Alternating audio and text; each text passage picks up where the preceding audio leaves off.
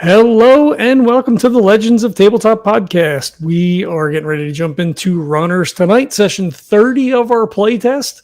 We've been through, four iterations of this game by now? Yeah, I think it's like 19 or 20 at this point. So I'm going to kick it over to Jesse, let him give us a recap, and then we'll jump in. All right. So last time the runners had gotten to Greenhills in an attempt to offload some scrap, do some trading, outfit their new facility with a little bit more security. And so they decided that Greenhills was the closest and hopefully safest no. And it turns out that they were correct. They were able to get to Greenhills quickly and easily. They got in, they did some trading. Huxley found some old security equipment, cameras and the like, that he's going to be able to bring back to under the bridge to make that place a little bit more secure. Additionally, they wanted to outfit a couple of the suits with a little bit more better equipment. I believe Zuchy was looking for a little bit more armament, as well as some weapons and things like that. They did find a fabricator named Kim who could do that work for them. So they hired her along with Huxley, helping her out so that they can expedite the process, make it a little bit more faster, not necessarily cheaper, but still faster so they can get in and out as quickly as possible. While they were discussing things with Kim, they also discovered that there hadn't really been any runners in Greenhills in weeks. In fact, the three of them were probably the last runners to actually arrive here several weeks ago when they did their very first job. That's when they kind of had a little bit of a discussion internally about the fact that, they were only one of, three of a handful of runners from Ingram. One of the other teams is gone already. And that Greenhills really needed the coal from Ingram in order to run their underground power plant that provided power and heating and everything like that to the knoll. And without that steady income of coal, things aren't looking great.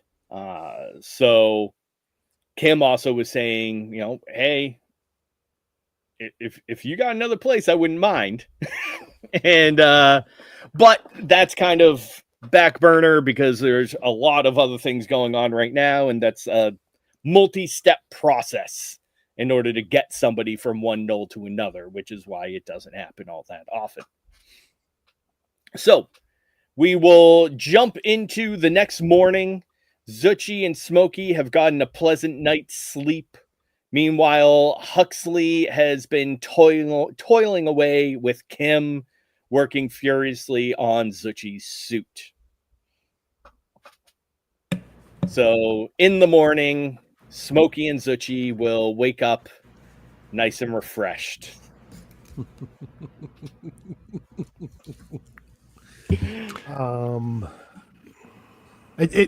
We knew that Huxley was working through the night, right? It's not like we're correct. Yes. Surprised we roll over and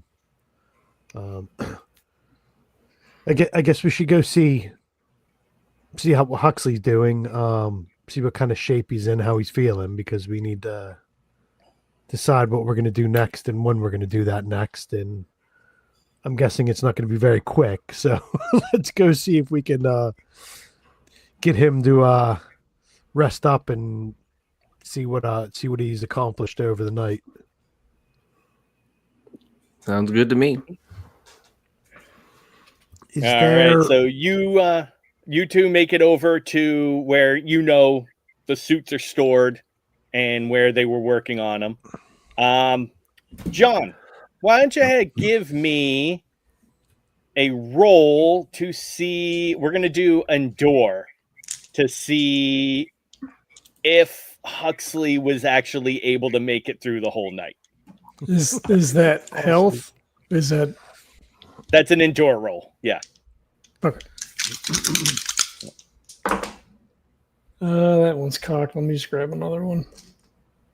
I don't know what that symbol is. Oh, one. I rolled 3 ones.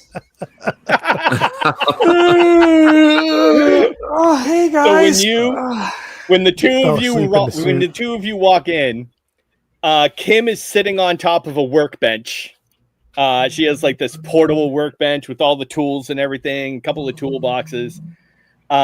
Things are kind of scattered about here and there. And she's sitting on top of the table, drinking some coffee.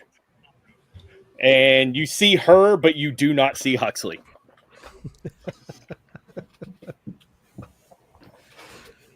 Look under the table, see if he's slumped underneath the table.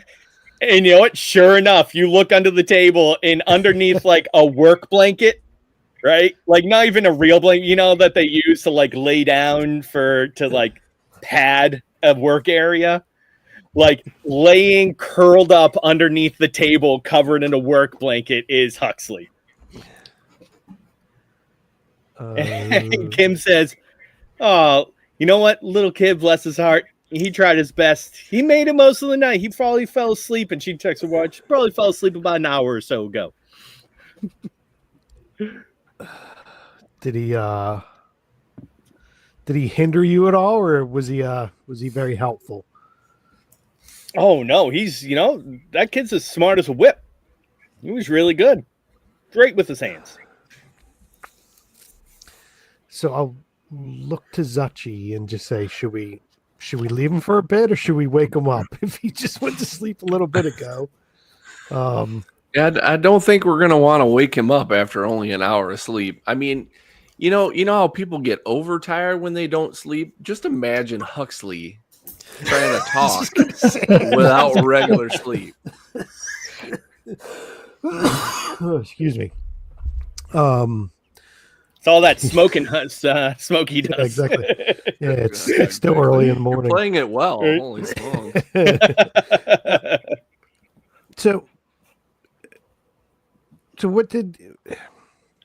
we kind of knew he was going to be working on some of the stuff. So all right, let's leave him sleep for a little bit. Do you want to run us through what you guys were working on, or what you were working on mostly, and he was kind of getting in your way a bit, or show us what you guys accomplished over the night? And she'll kind of hop down off the table and walk over to the suits, and she says, "Let me show you my masterpiece." And so she walks you over, and there's kind of like a big tarp over Zuchy's suit. And she said, "Okay, ready for this?" And she pulls it off, and you now see the 2 almost diamond-shaped pieces of metal, like basically big shields on your forearms. And they have these kind of almost curved, pointed edges up at the top. And when you look at it, she takes out a rag and she kind of shines it up a little bit. And when you look closely, you can actually see that the metal is embossed to look like the side profile of like a diving bird. So you can actually see where towards like over the fist part is like the beak and the head and the wings coming up onto it. So the whole thing kind of creates this swooping figure. Zuchy turns to Smokey and goes, Am I a badass now? This made me look. I think this is gonna make me look like a badass now. It's very intimidating. It looks really, really good. Hopefully, it makes you go a bit faster and punch a bit harder. This is amazing. Thank you, Kim. Oh, my pleasure. You know what? After all the work that I've had to do, just putting stuff back together, it was nice to actually work on something like this for a change. I will hope to do it proud. And I forgot about this too. And she reaches down behind the suit and pulls out a clothed sheath. And it's basically like so it's this long, probably 2.5 foot piece of metal wrapped up in cloth. And she says, "This is yours as well," and hands it on over. Yeah, and then he unwraps it and shines it into the sun, even though there's no sun under there. Something hits it just perfectly. Glint. And you can hear it. You can even hear how sharp it is. You can hear a shing come off of it. And she says, "I like to call this little badass a liquid blade. Do me a favor. Now, it's meant to be used in the suit, so I was assuming that you'd have a little bit more reinforcement there. But hold it with 2 hands, and I think you'll be all right. All you got to do is and she shows you this, like the handle is like almost 2 parts. It says, just go ahead and twist that top part a little bit, and it'll activate." I do so. All right. And when you do, you feel like this intense vibration go through both of your hands all the way up your arms, and you can feel it even in your chest. And as you move it, you know how like when you shake a pencil back and forth and it starts to look like it's bending? Like as you move the blade, it actually looks like it has like a curve to it as it comes through the air. Nice. And I got whenever I wouldn't recommend it out of the suit, but if anytime you want, and she you see like this big iron girder that has these like smaller cut marks in it, and she's like, go ahead and give it a quick practice beforehand if you want. Smokey steps so back. if she if she recommends not doing it in the suit, he'll actually put his suit on and grip the sword for bear and do a perfect, like he wants to cut the bottom into a triangle. Basically he wants to just slice it like at an angle where it just looks like a perfect triangle coming off the end. Oh, nice. Yeah, go ahead and give me a force then. Let's see if you can do this. Or rather, how well you do this. And obviously, this is going to use your protector and everything as well. Protector. Gotcha. Yeah. That makes it a 9. Nice. Yeah, you absolutely. It's like artwork, right? Like they call it martial arts for a reason. You end up with this beautiful first swing, spinning around, coming up and down, coming down to the other side, and you feel as if there's nothing there, right? There's absolutely zero resistance as you just cut perfectly through this, 8 inches of iron, of solid iron. Yeah. Yeah, he thinks of like a saying like cuts like water or something like that, where he just feels like it just there's no resistance to it.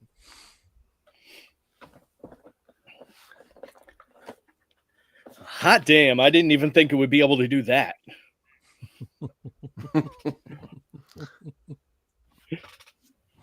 Very impressive.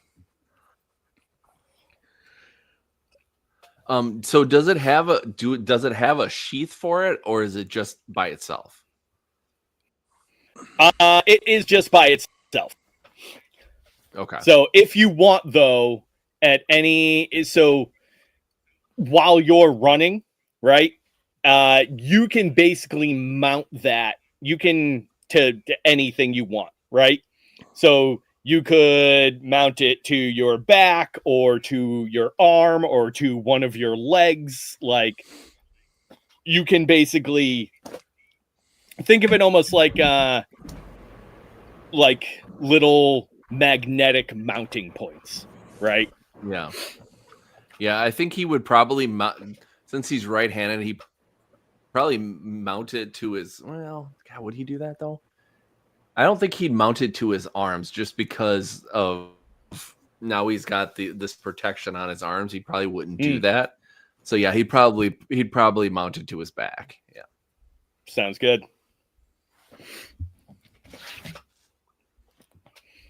And I believe, didn't you also pick up a knife as well? Yeah, that was a while ago. Yeah, was that a while? All right, yeah. Yeah, so that will probably be something I'll probably have more on my legs, so that it's just easy access if I need something that's, a little sneaky. Sounds good.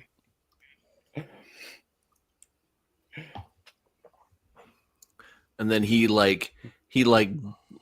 nicely he gets back out of the suit and stuff like that, and he kind of bends down and he pats Huxley on the head really soft, and he says, "Good work, little buddy."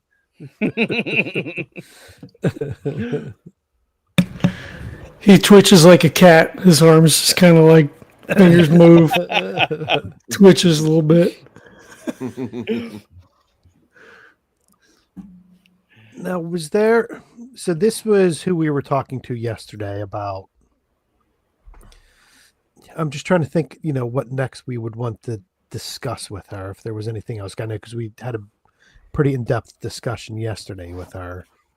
I don't know if there's anything else really. I just wanted to see if there's anything else we could talk to her about other than the stuff she was doing with Huxley. We said, I think at the end of the last session we pretty much got everything.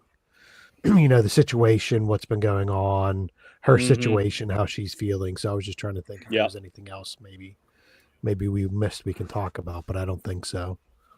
So why don't Zuchy and I are going to go grab a bite to eat. Why don't we go grab something and bring something back for you, since you? Hey, you don't speak for me.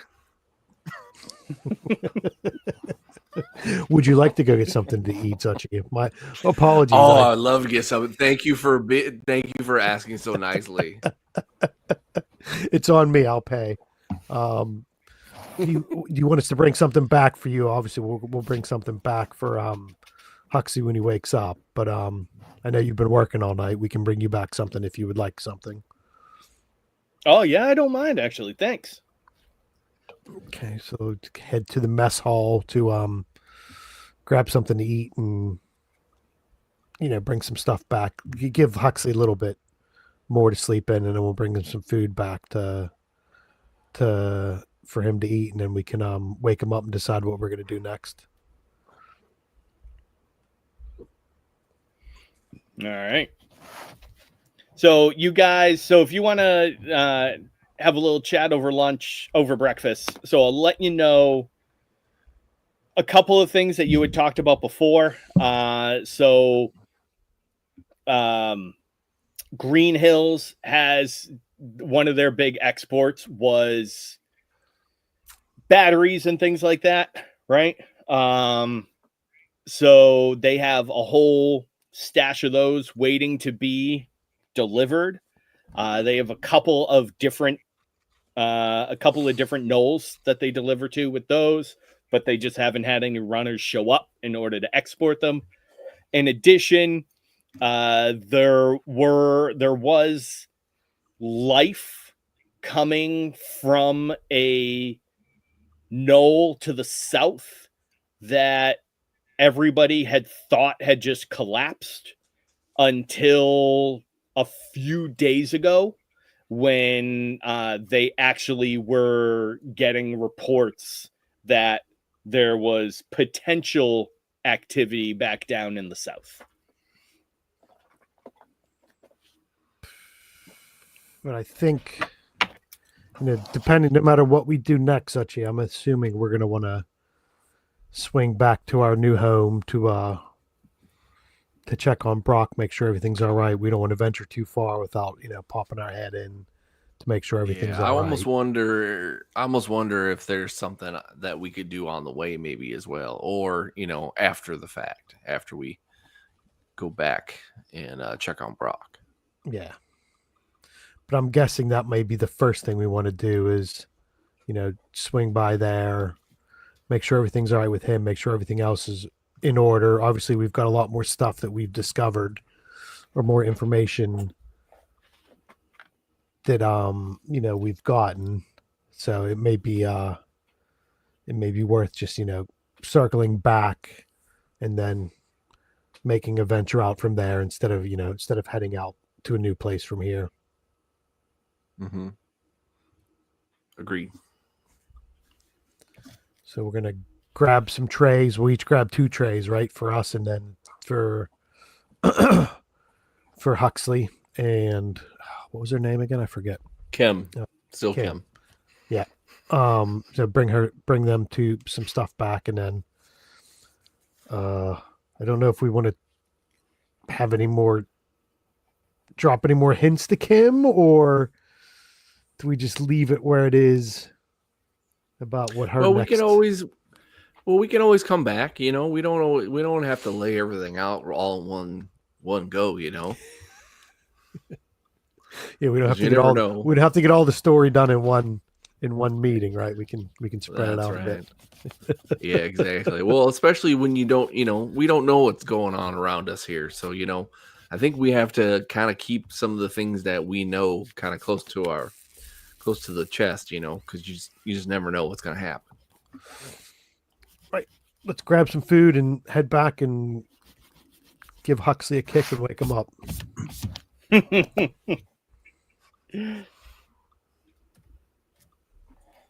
So we'll grab some food and coffee and drinks or whatever and head on back to Kim and Huxley. All right. Yeah, when you get back, she's very quietly trying to reorganize her tools without making noise on the table. It's a very slow process. Smokey's gonna find something that's not super important tool wise and pick it up and then drop it on the table. Deliberately. Yep. Did we do it? Oh, hi, Mr. Smokey. Oh, hey, Mr. Zuchy. Why am I on the floor? He just set out and the tarp kind of, falls off and scratches his head. You worked yourself till you dropped, it seems like. Oh, yeah, it came out really good. I think I remember, right? I mean, and it gets up, kind of brushes himself off and kind of wanders over to where you guys are standing. You did great.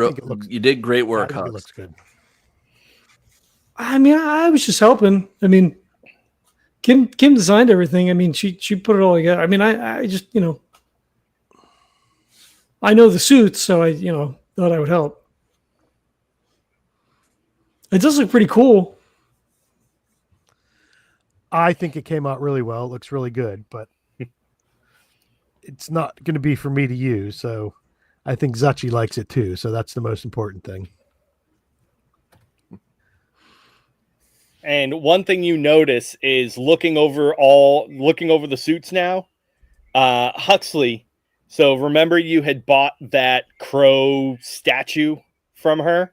Mm-hmm. She has actually taken that, modified it slightly, and actually welded it as like a pauldron emblem into your suit. She must have done that like after you fell asleep, because you have no recollection of her doing that. He goes over first. His face kind of falls a little bit because he was gonna like put it in his bedroom. He's like, oh, well, I mean, that's pretty cool. When did he turns around? When did you do that? Quick little work, not too bad. Figured I'd bide my time after you fell asleep a little bit. And he walks up and he traces it with his fingers. That's pretty cool. Yeah, I figured I'd give you a little bit with all the work that you did. You literally you literally worked yourself to sleep. So, yeah, I'm sorry. I didn't mean to fall asleep. That's fine.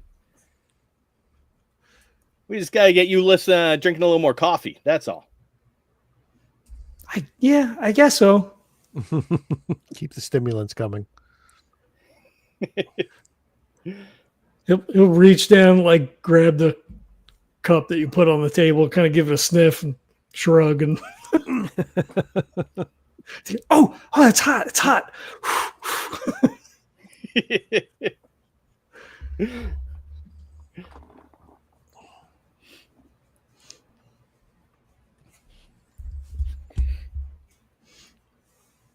Well, what are you boys up to now? You gonna hang around for a little bit longer? Yeah, I think we're gonna eat, and then we're gonna have a little chin wag to see what our next move is, see where we're gonna be heading to next. Well, I'll leave you boys at it. I'm gonna finish packing my stuff up. I gotta get a little sleep myself. It's been a while since I pulled an all-nighter like that. We really appreciate it. You did really, really good work, and I'm sure we'll be speaking again soon and in the future. Yeah. Anytime you're back in Greenhills and you need some work done, let me know.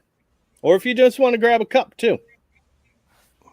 We would definitely take you up on that offer.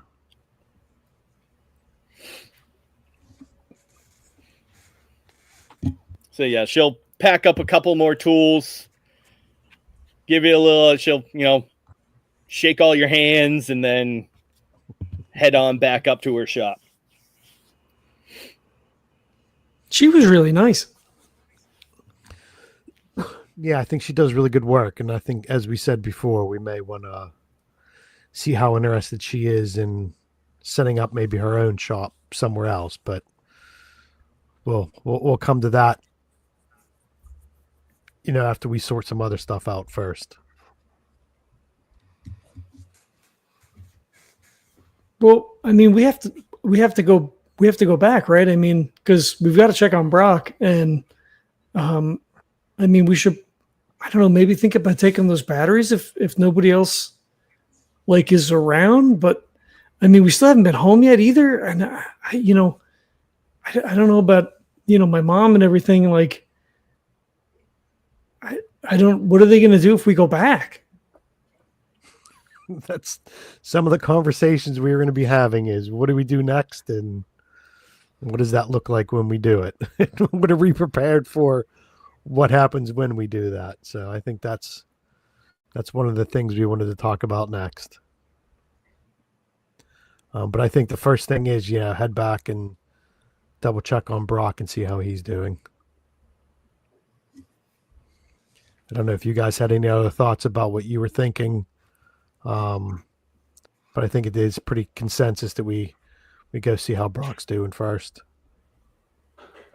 Well, I don't think it can't hurt to grab those batteries and see where they need to be delivered. So, if we're the only 3 runners they've seen in quite a long time, it doesn't seem like it's going to be something that's going to be done, anytime soon. So if we take them and we don't get that job done right away, we could always do that when everything else is kind of looked at.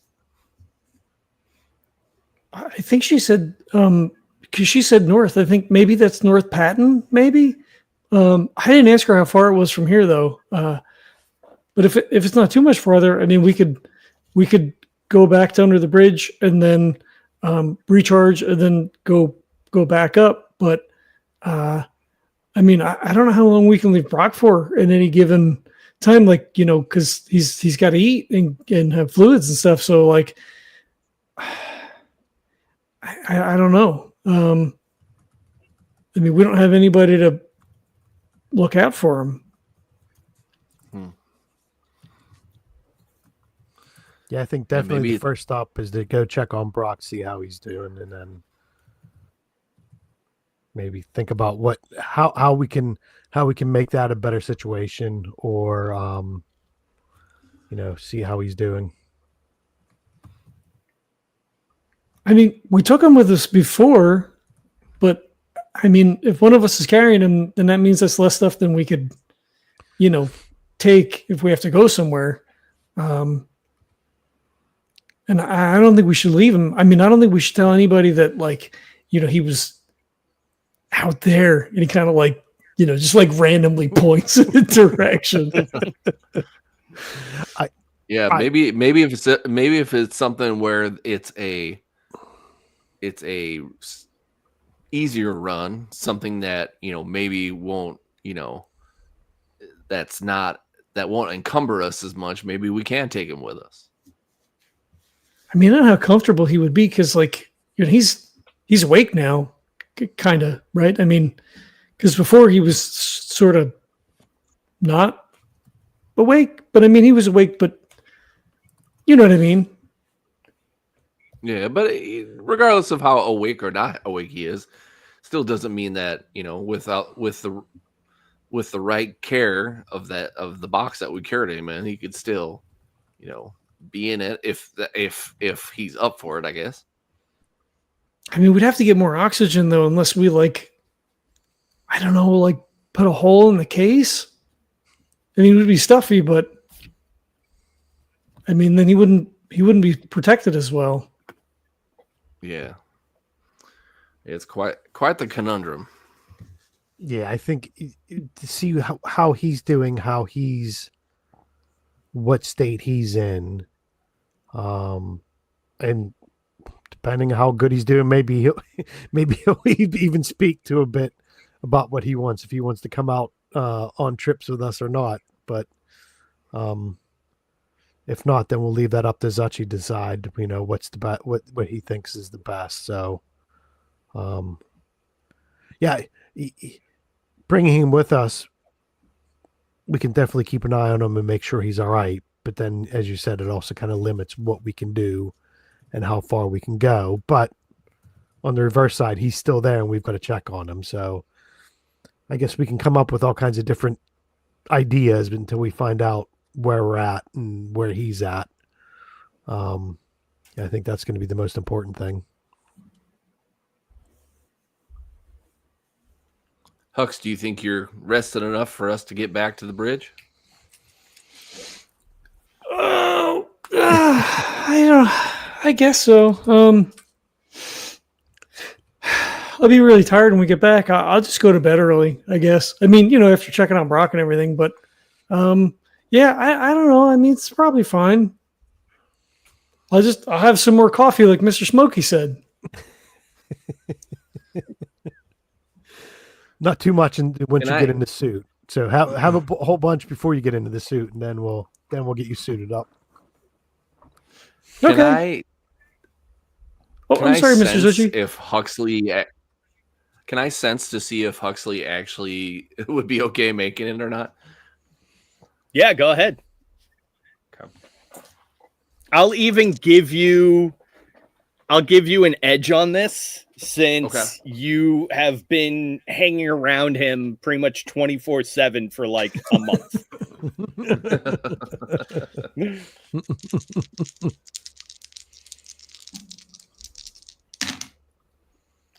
So would I use my survivor on that? Yeah, that's actually a good call. Yeah. So being that able to see if somebody is like physically or mentally present enough to actually be out there. Yes, exactly. Especially in these types of days and what we're Right. doing for runs and stuff like that. Yeah, so that would be an 8 total.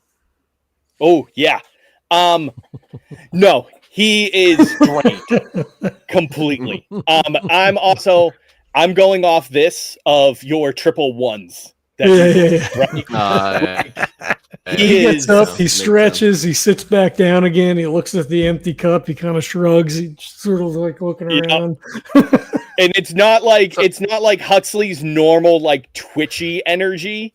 It's like that, like it's slower movements, kind of droopy, right? Like you can see it in his eyes and in his movement. Like he's not there.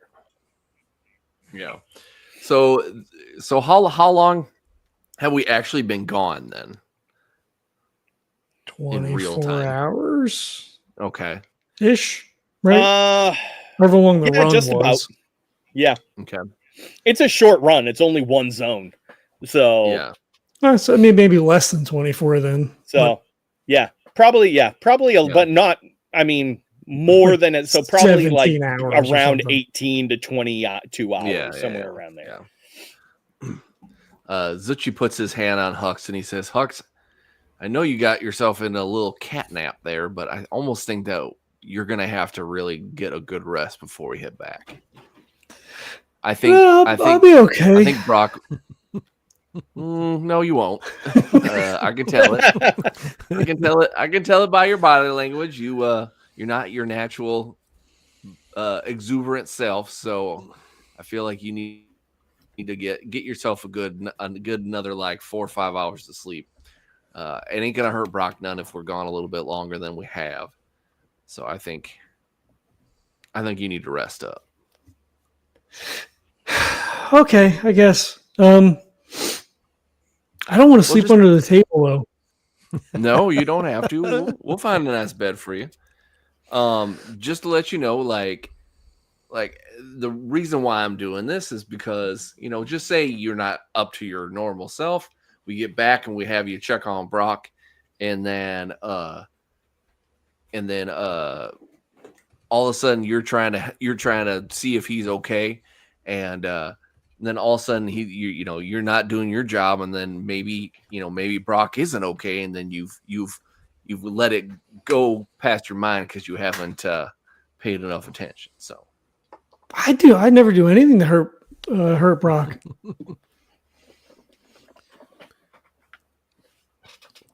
Not intentionally. I think what Zuchy's trying to say is if your mind isn't completely focused, if you're tired, then you could slip up and make mistakes.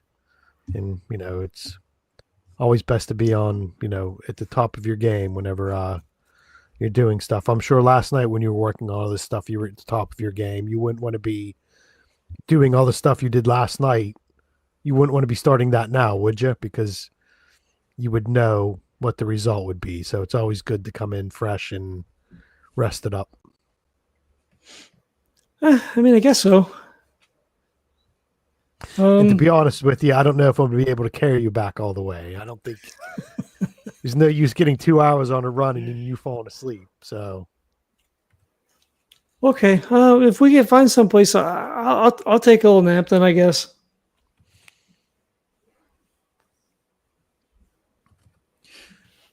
He looks around.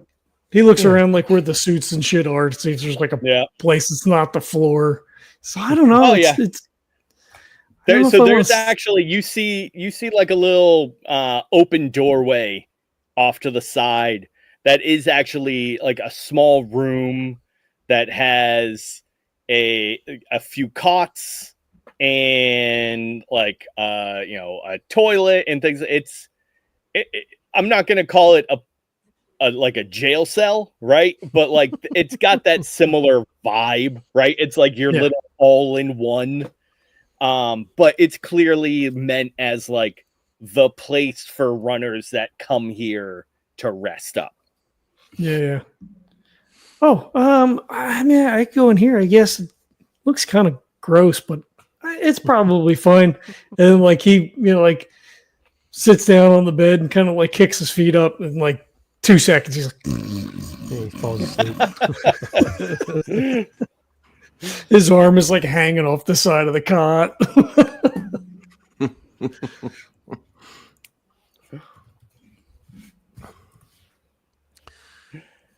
So if we leave Huxley, what are Zuchy and I going to do? I'm just trying to think, what are we going to do next? What are we going to do? Have we checked to see if there's any more like runs or anything like that for anybody here, or did we just check with Kim about what she thought?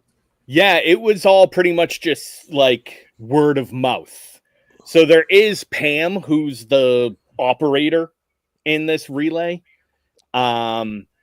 You've talked to her, like you checked in to say that you were here, but you haven't officially spoken to her about any business.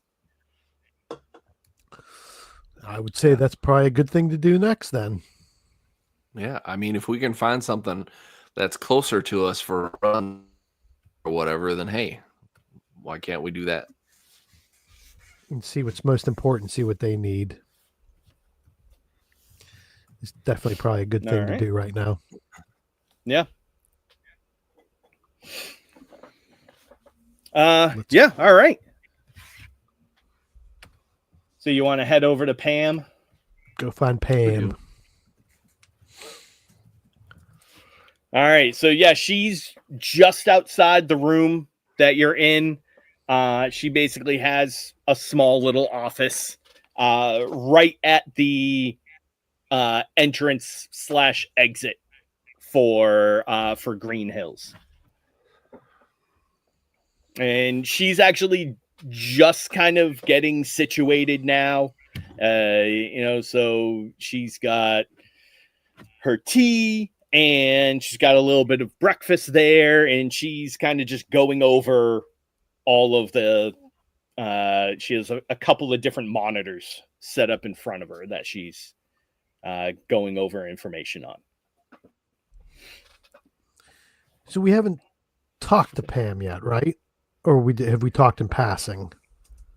Yeah, kind of in passing. When you first got here yesterday, that's what I mean. You basically just came in because all your information was verified, and she asked you, if what you were importing. You said nothing, and you were just here to do some shopping and trading, basically. And so that was pretty much the amount of contact you had with her.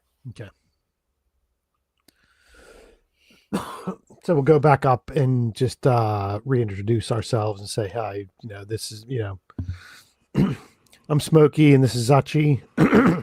Our other buddy team member, Huxley's taking a nap now. He was working last night with Kim on some projects. So we just wanted to come by and talk to you and see what you guys have outstanding, see what's on your list of needs and wants and nice to haves, and see if there's anything we can help out with.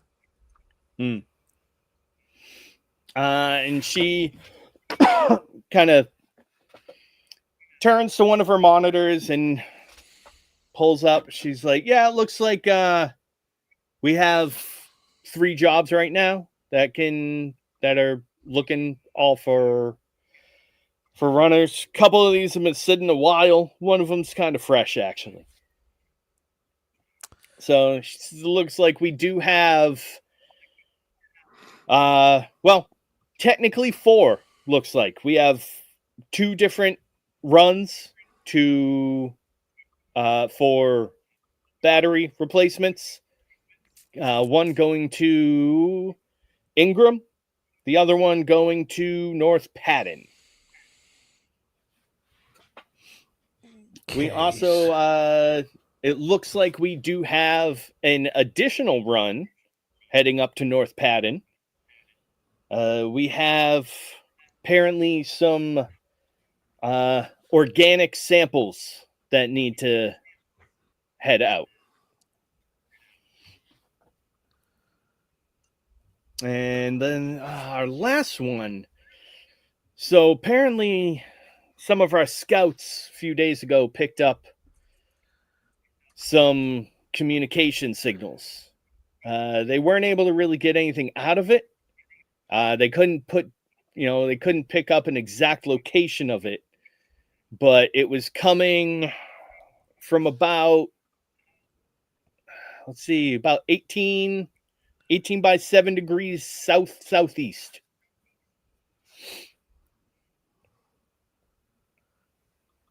So it looks like they're looking for somebody to go out and kind of check that area, see where they think that communication might be coming from.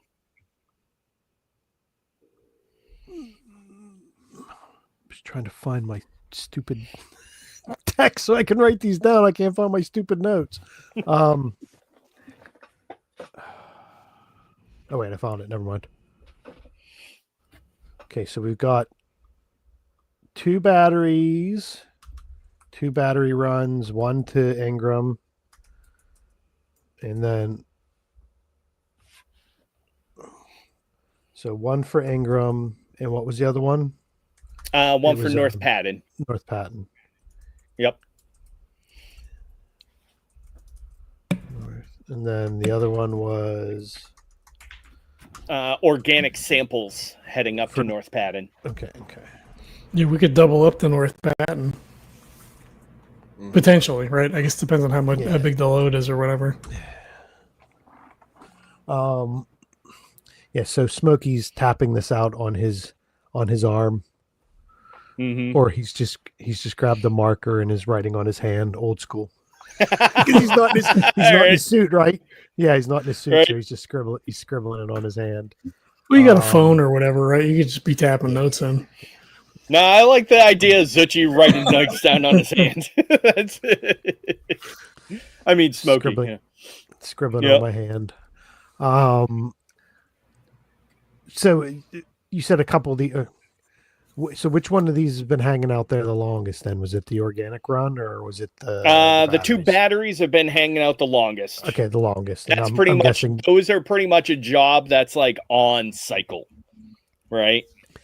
The organic sample one has been hanging out for a couple of weeks, and then the recon mission is only a few days old. Okay, so I'm guessing the battery ones are kind of important. Maybe the more critical one for you guys, or we could give Ingram the batteries and go, "We've saved your town. Here's batteries. Now don't be mad at us." Look, I know this may look bad, but hear us out, and then hopefully all my social roles come out. Okay, so let me and the rest of the crew go and chat this over, and then if we want to take something on, I guess we'll come back and chat with you. Yeah, you get this all hooked up. You're the person to talk to cross the T's and dot the I's. That's how it works. Sounds good. Let's and then he'll Smokey will make sure he's got all the information in, and he'll just kind of tap Zuchy and say, let's go back and give Huxley a little bit more time, then let's give him a poke and see what we're going to do next. Unless there's anything else, Zuchy, you wanted to talk to Pam about, or anything else you wanted to take a look at. What's the rep looking like here for those jobs? The important thing. That's what it always comes down to with you guys. Look, we like to be helpful, but well, helpful so far. The professor that's looking to get these samples delivered is looking at a 7 rep reward for those. And then it looks like the 2 battery runs are 3 rep each. And the recon is running, well, this one's tough. So that's by the admin of Greenhills. And they're saying it depends on where you need to go and what you find. Well, let's just say I don't find anything. What am I gonna get? Or let's say we find lots of things. What do you think we're gonna be getting? Yeah, what are the two ends of the spectrum here? What are we looking at? There is a base rep of 2, so at least you're gonna make 2 on it. And then they say anything you can bring back, more information the better. Okay. All right. I think and she kind of leans over to you and she's like, I think they're using it as a little bit of an incentive so that you don't get these guys who just run out there for like 3 hours, hide out in a hole, run back and say they didn't find anything. I think they want someone who actually is going to go out there and do the job right. If you catch my drift. Well, apparently they haven't met us yet.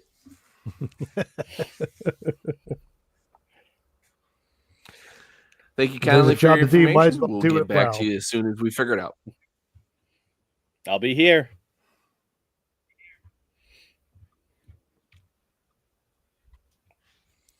Let's go back and see if Huxley's gotten enough sleep.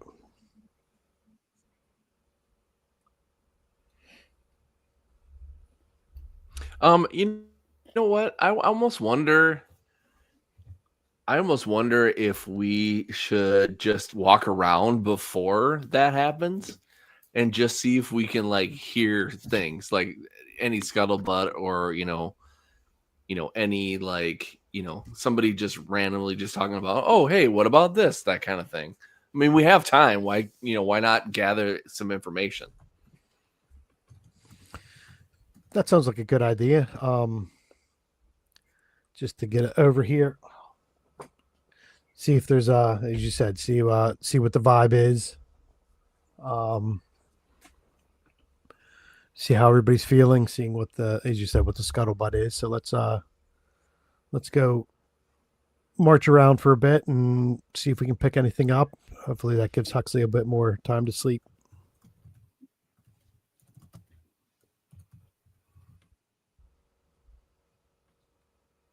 Is there like a central place that everybody hangs out that we can just kind of eavesdrop and grab a drink, or just hang out for a bit, or that there's like a central area where everybody's walking by that we can yeah. Oh yeah, people. Yeah. So I mean, there's something. Yeah. There's the first floor of the silo, right, where everybody kind of had their shop and stall and everything set up. Like it's kind of like your daily market. So there was that area that's where you met the first guy and everything, and that's where you initially met Kim. And then there is also the bar / cafe / restaurant / social mixer that you got the drinks from and everything, and that's also where you got breakfast from, and that is up on the 3rd floor. Just go hang out by the market, maybe, since we already went to where the food was. Yeah. Go hang out there for a bit. Yeah. Why don't you go ahead and give me, let's see here. Can you scroll, please? What is going on? There we go. Why don't you give me a check to see if Smokey can get a sense of any kind of scuttlebutt rumors, or at least the people that you should be talking to, right? Yeah. And why don't you go? You can the people we should be eavesdropping on. Exactly, yeah. And you can go ahead and roll your fast talking into this as that type of situation. That is a 7. Nice. All right. So yeah, you pick out as you're kind of walking around, you actually see they're dressed in civvies, but you can clearly see a couple of guards. Just, you know them by posture, by haircut, right? By the way they talk. You're like, yep, I know you. And yeah, they seem to be talking. They're kind of at a stall looking at some food, but they're in kind of a not hushed conversation, but somewhat tense conversation with each other. Okay, so if I'll look to Zuchy and just say, look, let's try to look inconspicuous. Let's just hang here for a bit, man. This might be a good spot to do some fishing. These guys look like something we can get some information from. So I'm sorry, when I left for a moment, of course my headphones, I got just past where I could hear anything. So where are we at exactly? So you're in the market on the first floor. Okay. On the ground level, and Smokey picked up on a couple of guards, a couple of off-duty guards that are doing some food shopping. But they seem to be kind of having a semi-muffled, tense conversation with each other as they're doing this. Okay. So I think Zuchy would like not listen to Smokey at all and just walk up towards where those guards are at and just start looking at food and like not even looking at them, just kind of like bruising through, like pick up an item, look at it, kind of smell it or whatever, Yeah. If he, if there's like a salesperson there, he'll like do like light conversation, but it'll be like really soft to where it wouldn't interrupt what's going on there, that kind of thing. He'd do a lot of posturing, like he's not listening to this conversation at all, but he will be listening to that conversation. All right, nice. Yeah. So you're able to, it's a market, right? So it's not uncommon for people to kind of be near each other, doing all that kind of stuff. Why don't you go ahead and see if you can move up to them in a conspicuous enough manner that you don't scare them off. Okay. So I'm guessing I use my move. Oh, look at that. Yeah, that makes sense. Yeah, it's like you wrote it. Okay. I don't know if any of this, like any of my expertise really go into that. I don't know. Well, I'll say you were a street kid, right? Mm-hmm. Like you were used to, and I'm assuming too, you were alone. You were orphaned at a somewhat early age when you were in your teens. Yeah. I'm assuming you got used to probably stealing food off of similar carts like this. Yeah. So you were used to being inconspicuous. So I think that your protector would probably your survivor would probably roll into this. I'm a survivor. Sure, I'll roll it. All right, that makes it an 8. Oh, geez, nice. Yeah, they pay zero attention to you. Yeah. And why should they? Right. Yeah. And so you're kind of looking at that, and you're looking at so they have some grapes and some strawberries and some fruits that they're growing, and you're looking at those. And as you're kind of picking over some of the fruit, you can hear them talking. And one of the guys says, "Yeah, man, Greg still is not right about a few days ago. I can't get him to come out of his room. He's been stuck in there. And the other guy says, yeah, I mean, he blurted out some stuff when he first came back, but he hasn't talked since. It's you try to talk to him and he's just dead stare. Like, he'll make eye contact with you, but after that, it looks like he's staring about 20 feet behind you.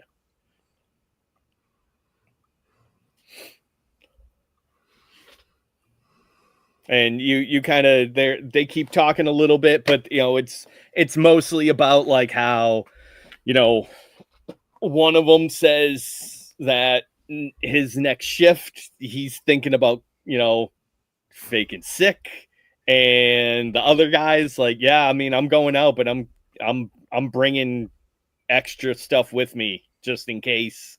And like how so you get the sense these are all three, like these two are patrol guards that they'll do like quick, like few hour, if that, stints outside the knoll, just as like border checking and things like that. But yeah, they're like, they don't want to go back out because the last guy that went out, Greg, did not come back right. Okay. Yeah. So basically Zuchy comes back to Smokey and, he says, he's like, so I was listening to those guards and it looks like that,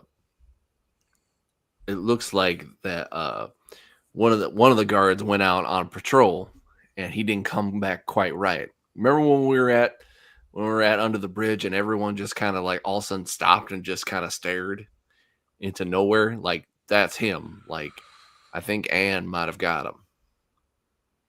Oh, do we want to go talk to him then?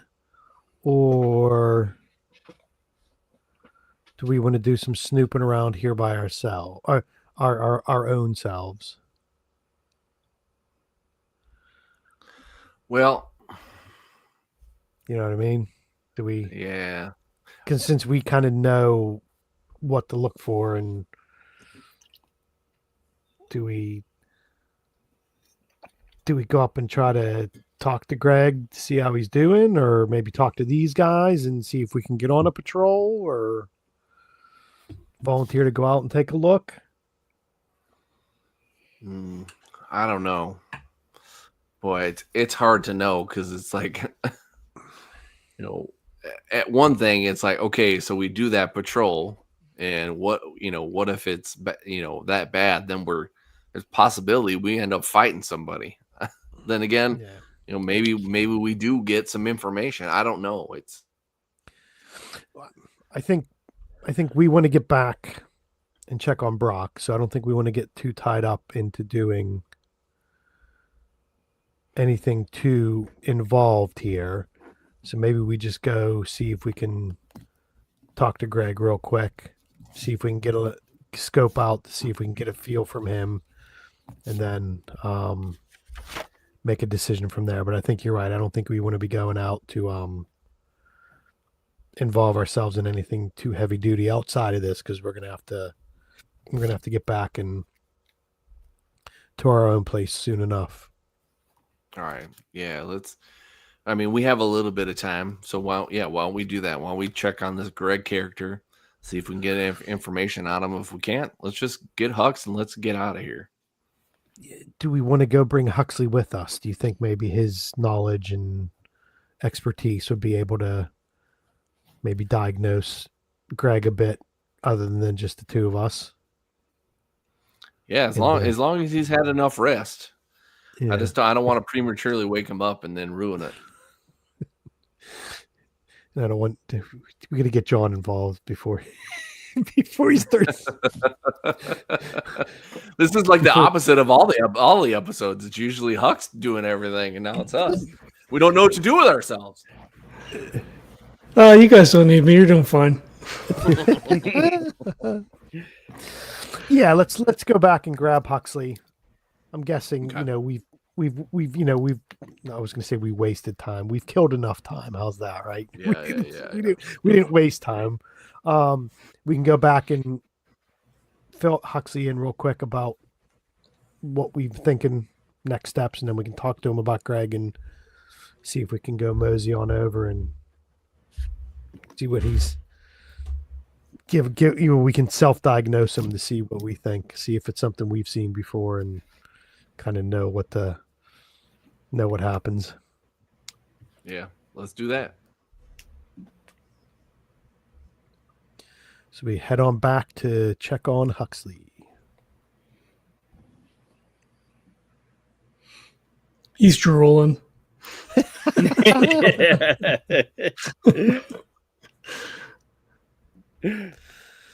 We just go whisper in his ear real quick. Hey, we gotta talk.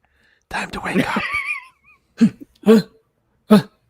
What? Hey, I guess arm comes up from around the side. I think it will slap you. What's the matter?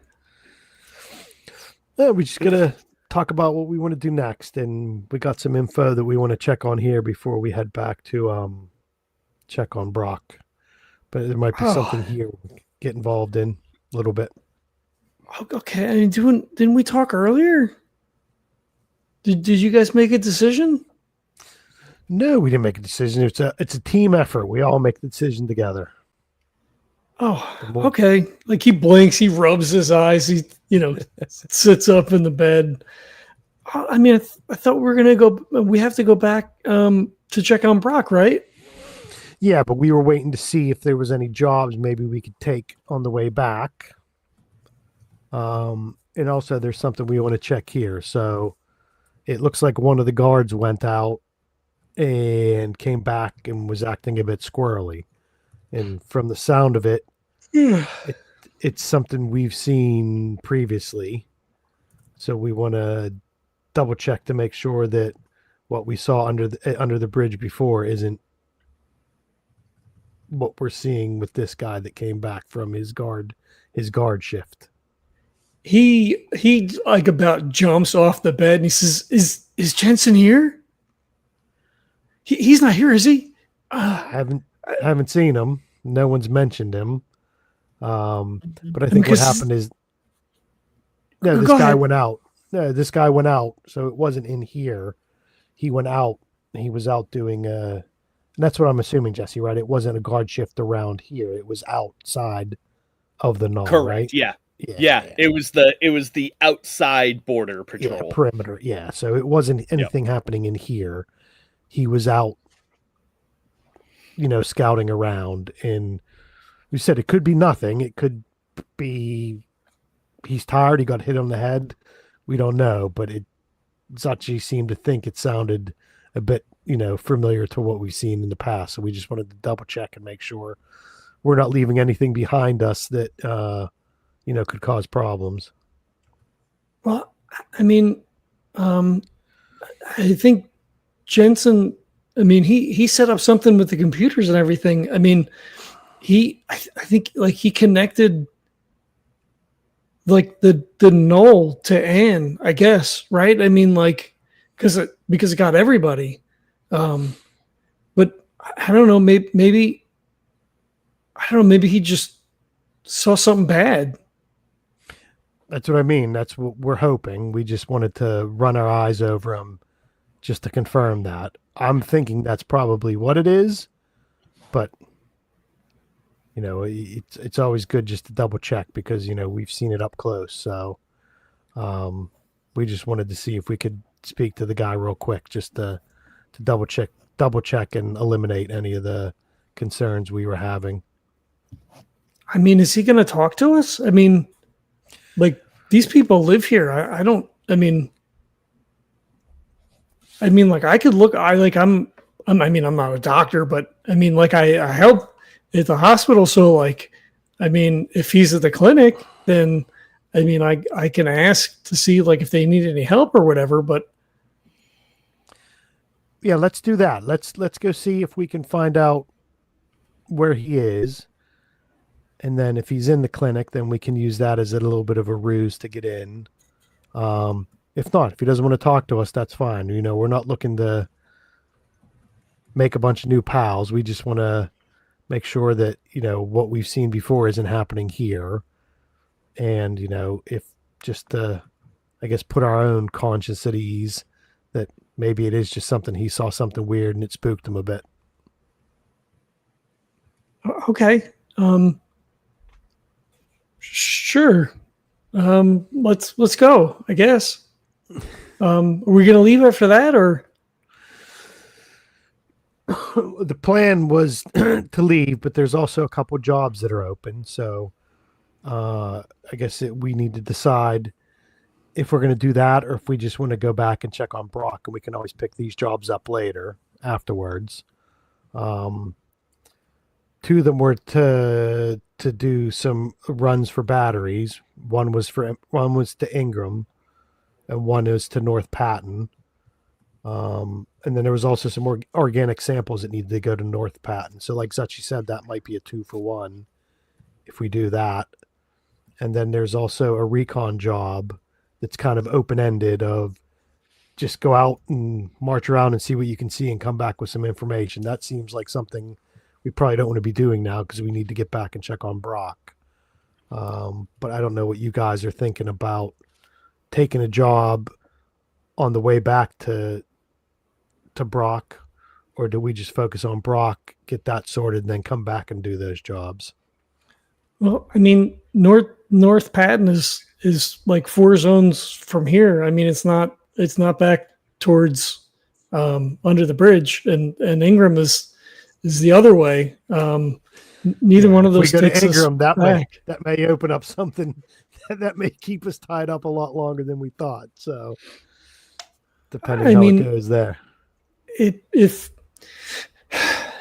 we go back and get Brock, and then if we take him to Ingram, because nobody knows except for my mom, and she won't say anything. So if we could like maybe get him into the hospital and just say that like he was sick and they didn't have a facility for him where we found him at, like in another knoll, because they won't know. I mean, and like he kind of gets funny about it, like because we're whine about it. He says, "Well, but because we can't tell him, that he was outside." So, but I think, I mean, we wouldn't put him in the shed, but like, I mean, we could probably put him in my house, right, at my mom's house, right, like because then she could just keep an eye on him, like when she's not at work. Like he doesn't need a lot of care, but then we'd have kind of somebody to look after him, right? And then we could do that other stuff. But then what about under the bridge? Because then there's nobody there, and like when Brock started coming around a bit, more than originally what I'd seen, or way back when. So I think it's just Zuchy that knows that, right? The more interaction has just been with Zuchy, correct? I think we've seen some of it. It's like through the yeah. watch. He also, I'm pretty sure he told you about it too. Okay. He told you that Brock was communicating with him. I just couldn't remember the very last time when we left to come here, if there was anything over and above the stuff that we had seen a bit with, the stuff, the messaging and stuff like that. I couldn't remember if there was anything more than that. That was just Brock and Zuchy. But it doesn't sound like it. No. But, we've been away for a bit. We've seen how much better Brock has been in that short amount of time before.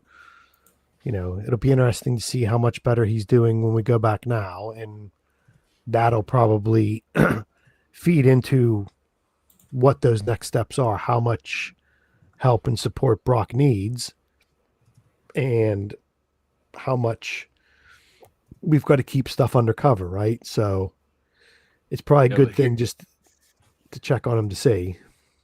But here's the problem. So who's to say that we're welcome back in Ingram? Well, that's the thing. Depending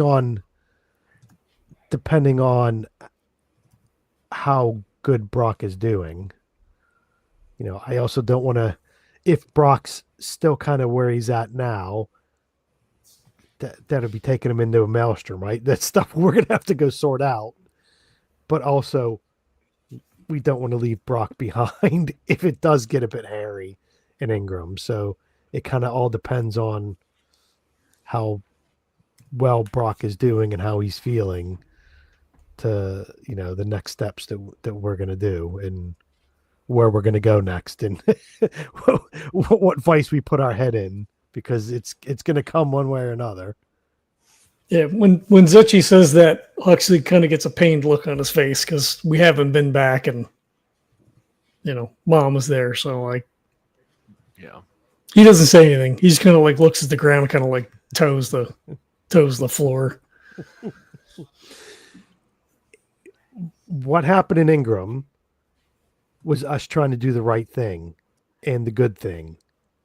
It wasn't like we were being shitty and got out of Dodge before we could get in trouble, right?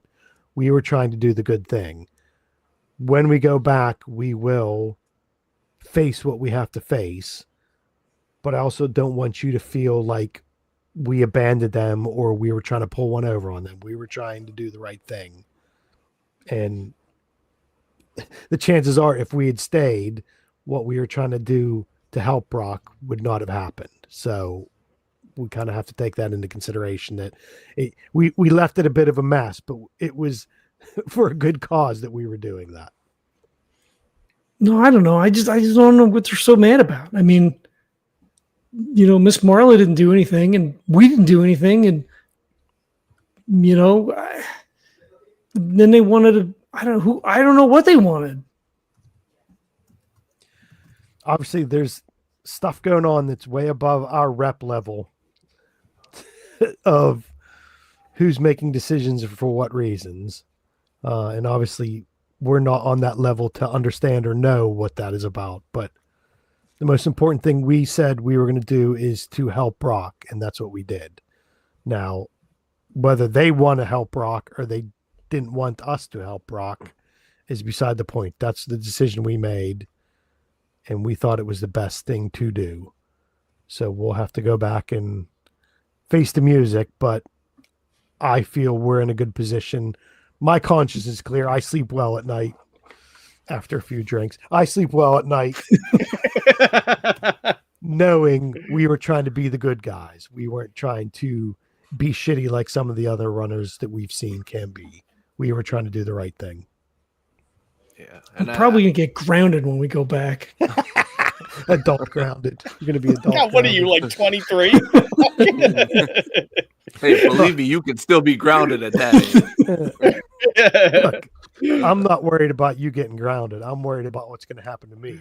But because she may ground you, but she's not going to ground me. She's gonna ground me into paste, I'm sure. But well, one thing I think we have in our back pocket that maybe even the people at Ingram don't know. There is a problem bigger than what is happening around Brock and what we have done to try to get Brock back to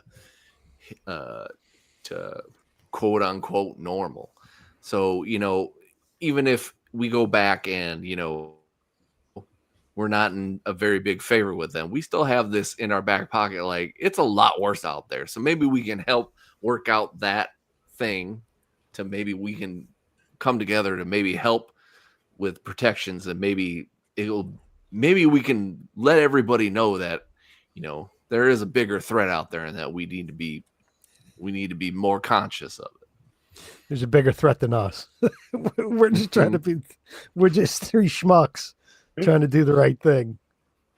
Yeah, I mean, they're in danger. I mean, if Jensen gets in, they were probably looking for him, though. I don't know if they would let him in, but I mean, if he gets in, then he could do what he did it under the bridge. Yeah. Yeah, so maybe it's something where we have that information. Maybe we can just use that to our advantage.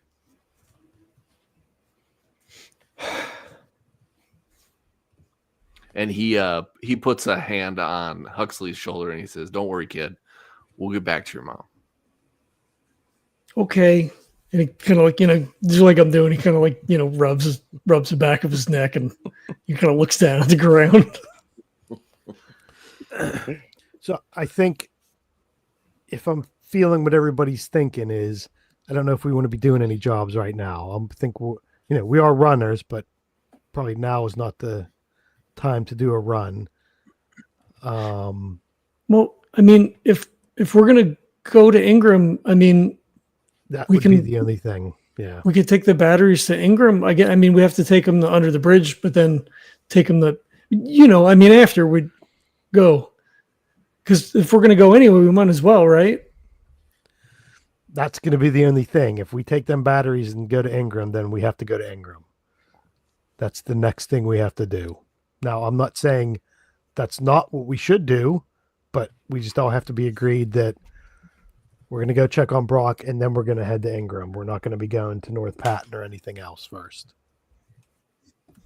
So I'm going to ask a obvious, not obvious question, but like with these runs, there's no time limit to it, really, is there? Not necessarily, no. I mean, unless the job specifically says that there's, obviously, like for instance, carrying the organic samples, right? Like there potentially can be a time limit on that because they can die, right? Yeah. So basically. Yeah, so then basically that's what Zuchy says to Smokey and Huxley. He says, if we grab these batteries, we don't have to deliver them, within, such a amount of time. Like Kim said, there hasn't been runners around here and who knows how long. So you know what? If we take a few extra days, maybe a week, whatever, like at least we're still getting that job done that wouldn't have gotten done if we wouldn't have gotten here. I mean, I think so, but because there's nobody else, right? I mean, that other team is gone, so. Yeah, well, and who's to say, like, we might be the only group of sane runners that's probably out there right now. Who knows how many people have gotten their claws up into other things and maybe gotten caught by Ann? Who knows?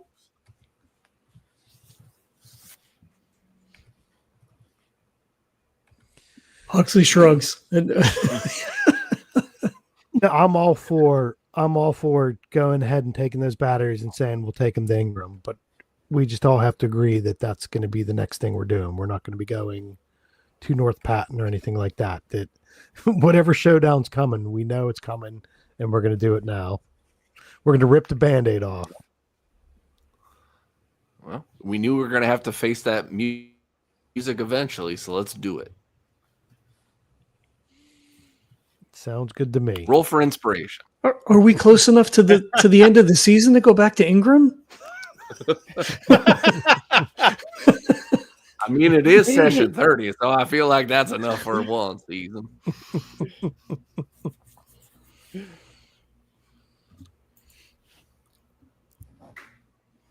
I mean, it's us could take us 6 more sessions to get there. Yeah, exactly. So if we go back and tell Pam, we'll take the Ingram job, and once that's done, we'll probably come back and we'll look at either the North Patton or the recon, because the recon thing said about going down south, right, Jesse? Southeast. Yeah. So that can kind of lead us in a direction we were thinking about after what happened before, right? Because that was the vibe we were picking up, that Jensen went south, right? So, well, he disappeared.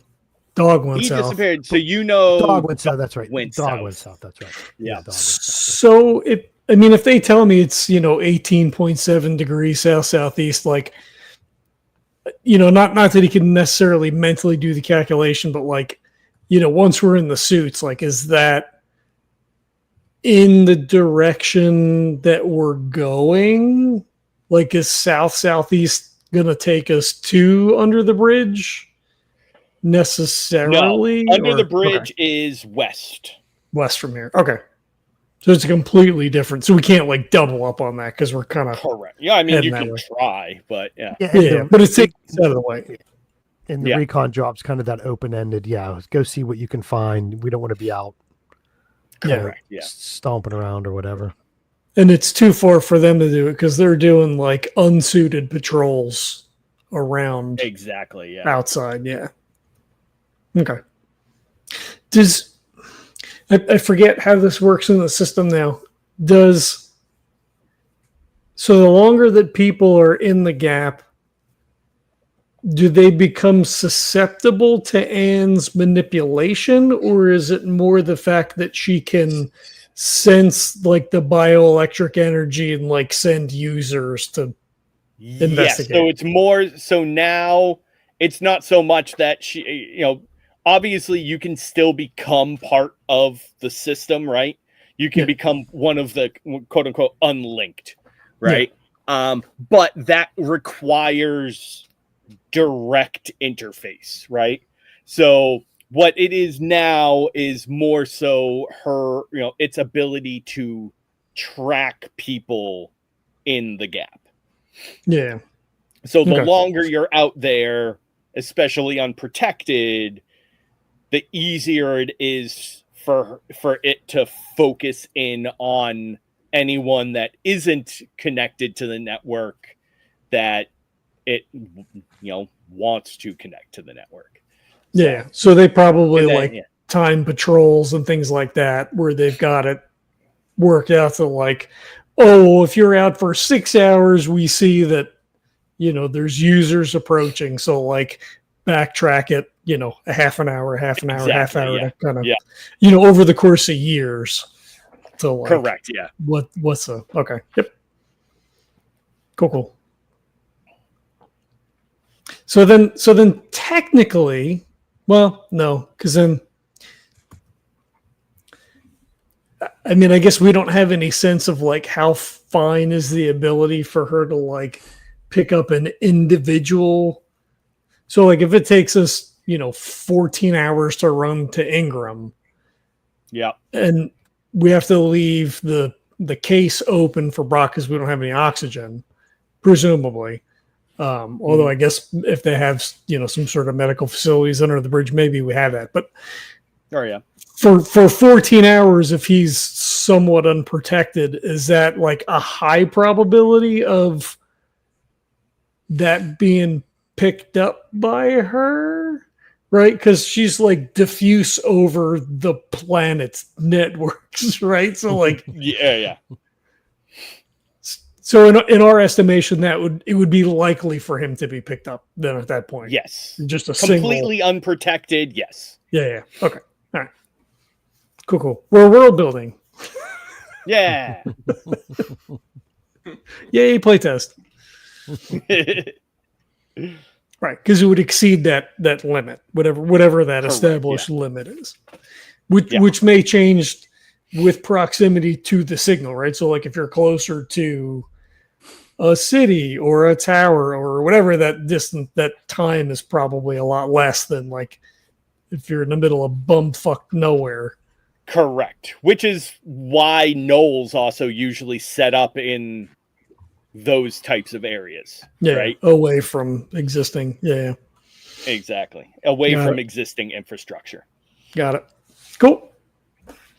Carry on.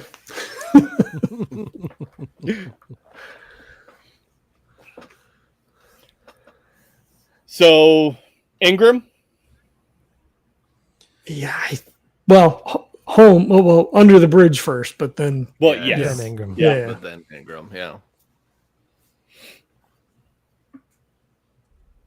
All right. So you want to head back to Pam, make that official? We'll take the job. All right. So yeah, she you talked to her and it was all right, that's the one you want to take. She's like, oh yeah, I mean, that makes sense. Head home. Why not grab some extra rep along the way, right? Exactly. Huxley looks away around. Smokey was going to say kill 2 birds with 1 stone, but then Smokey realized that he probably doesn't want to use all those words with us heading back. So he won't speak it into being. Yeah. All right. So yeah, then she says, all right. And she turns around in her chair, clicks a few buttons, and you get notifications that you have accepted a job. And it gives you, navigation coordinates and all that kind of stuff.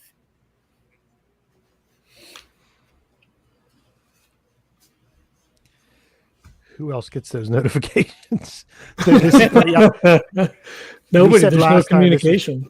Just the 3 of you. Yeah. Yeah. That's what I thought we said last time. So that's good. Yep.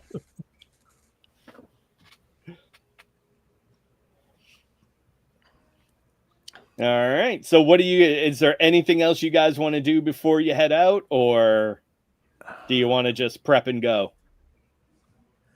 I don't think there's anything else here we need to do, right? Did you want to talk to that guy or no? I mean, it doesn't. Yeah. Again, I don't know if they'll, I mean, if he's not in the hospital, then I don't know that. I mean, because we don't know who that is. Okay. And do you think it's important? Let's take a note of this, right? Because we just kind of got this in passing. When we come back, because we will come back, because we also want to talk to Kim and see if we can help her out and she can help us out. Let's just get ourselves ready to go back and check on Brock and get ready to go to Ingram. And unless you disagree, let's take a note. So I did take a note to check on Greg when we get back to see if it's spread or see if he's any better. As you said, it could just be he got a knock and he got a bit, he got his bell rung. But I think we got enough to worry about. Let's just go make sure Brock's all right and get ready to head back home. Sounds good. Let's do it. Huxley awkwardly waves at Pam when we're leaving. All right, and she waves you, presses a button that opens up the doors in front of you. And as I'll say too, with Huxley, as you get into your suit and everything and all the information links up, you have your new HUD. And so you actually see all of the information pop up right on your main kind of window of distance to target and all that kind of, your battery, your drain, your load capacity, your current loadout, and all that kind of stuff pops up right in front of you. Oh, this is pretty cool. Like he tries swiping it with his eyes, like he kind of looks left or jerks his head or whatever to see, because they got it hooked up and everything, but he didn't really mess around with it too much. Yep. So yeah, he'll try to put it through its paces, I guess, because he's trying to learn it as we're going through it. So not bad. Perfect. All right, so you head off. Now, so you're just heading back to under the bridge for now? Mm-hmm. Yeah. All right, so it's one zone. You guys have the power for it. You're fully charged up. So why don't we go ahead? There seems to have been so this area is a somewhat commercial / industrialized section of the city, former city. So you do have a lot of buildings, somewhat lower than than the mass scale of the rest of the city, at least the part that you've been through. But you're still looking at 3 to 4 story shops and apartment buildings and all that kind of stuff that you're coming through here. It does appear that there has been an overnight storm, so there's a little bit more water. Everything's a little slicker. There's a nice rainbow up in the north as the sun is now shining through. But you will have to attempt to navigate your way through this small area. So right now you have kind of a slick surface with some flooded out areas. You can either try to go over them or around them or through them, or however you want to attempt to navigate this section.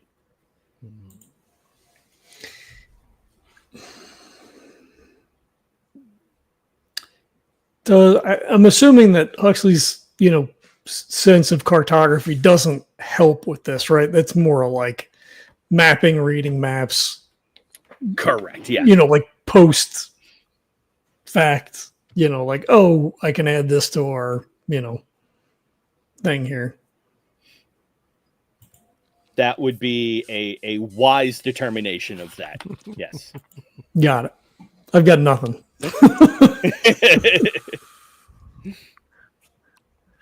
Oh, it's really wet out here. We have to go like that way. Let's just go back the way we came. Just watch out for the alligators. Can I make a sense roll just because of the whole like Zuchy growing up, kind of having to survive on his own and stuff like that? Is there, a way I can like sense maybe the easiest way to get around all this? Yeah, sure. Okay. We're rolling. It's not a super hard area that you're in right now, right? So you are. Where did my notes go? Yeah, you're just rolling against a 4. So. Okay. That is a 7. Oh, nice. All right. So yes, in situations like this, staying to higher ground is obviously the smarter choice. If you can either find a slightly raised area, like, if there's more of a hilly section, right? Stay away from the lower land, not only the lower areas in terms of elevation, but also, underneath highway systems and things like that, where the water will pool, is going to be the harder areas to make it through. So as long as you can stay at higher elevations, you should be fine. I'll also want you go ahead and give me one other thing that you can kind of get from this area that will help you out. Okay.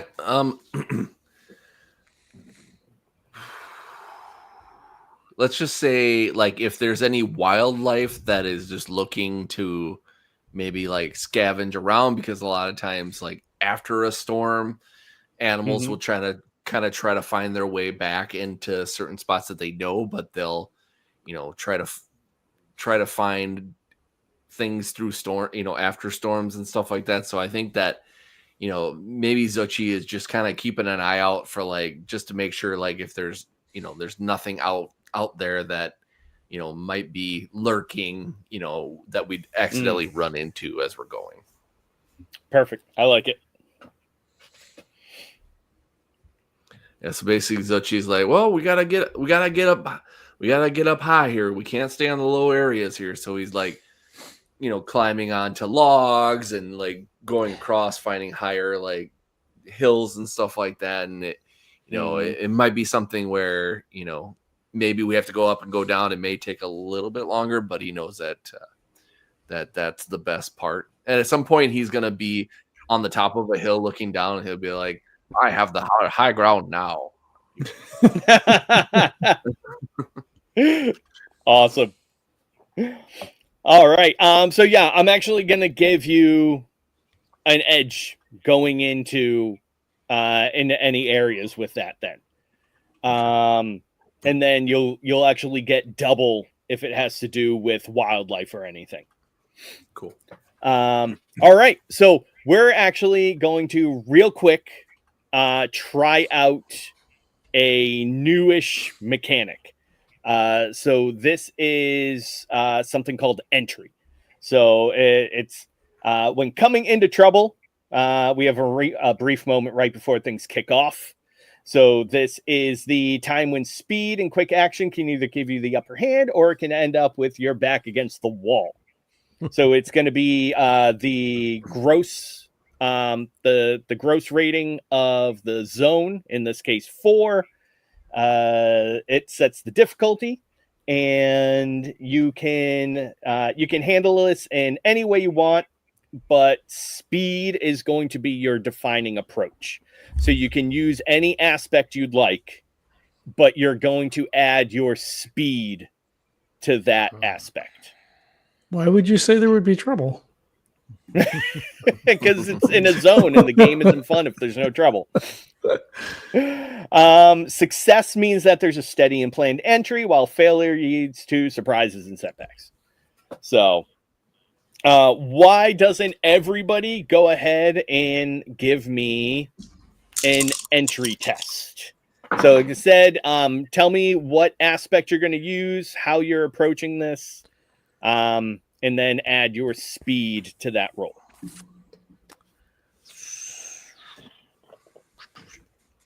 So I think Huxley's just going to use move because he's taken, Zuchy's admonishment to heart, like, hey, stay up high, watch the low part, look out for animals and stuff. So he's trying to stay light on his feet and, just kind of sort of keep an eye for things. I mean, I guess maybe it could also be sense, maybe, right? For either one. I mean, it's both 3 dice for me. I don't know. No. Yeah.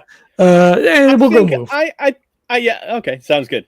Yeah. So you're just kind of trying to follow Zuchy, move straight on through, keep up on it. Yep. Perfect. So my speed is 0 on the sheet, but I got a 5. Mm-hmm. Nice. There you go. Not adding anything yet. Yep. How about Smokey? I'm trying to pull up my sheet now. It's going to be. I'll go with sense. So I'll sit back for a minute and use my old head since I'm I won't be as impetuous as everyone else. There you go. Yeah, because either way, it's going to be the same for move or sense. There you go. So you're the one kind of hanging back a little bit, keeping an eye out for everything. To not make it sound bad, right? This is not what Smokey's doing, but he's like, okay, well, Zuchy's hopping around and trying to find a way through, and Huxley's going forward. It's not that, okay, let me see if they step in something and fall into a hole or sink into something. That's not the way. Right. Yep. But it's more the, okay, I'm going to see how these two, limber people are making it through. And if it looks like where they're stepping is sturdy, then I'll go and follow them. If it looks like Makes it's sense. a bit wobbly, then I'm not going to go that way because I'm not as agile as everyone else. Right. Exactly. You said I had to get a. Sorry, go ahead. I think Zuchy will use his move, just because he knows kind of what he's looking for now, so he's just basically just trying to move around as agile as he can. Right, yeah, absolutely. All right, so what do we have result-wise from Smokey and Zuchy? Got 5 from Hux. 5. I got Beautiful. a 5 and 4, so. And I'm looking at, I can't tell if this is my sheets right here. Is it my speed at a 3? Correct, yeah. Okay. Oh, no, All your speed is a 5. A 5. Holy shit. Yeah. Okay, so I'm at a 10. Jesus, yeah, your armor is a 3. Your speed is a 5. Aha. Just follow Zuchy. He knows the way. Right, yeah, exactly. He's like Luke. He's like Luke on Dagobah. He's like jumping and flipping and Right, exactly. nimble. It's crazy. Huxley's on his back. Yeah. Got your little sack.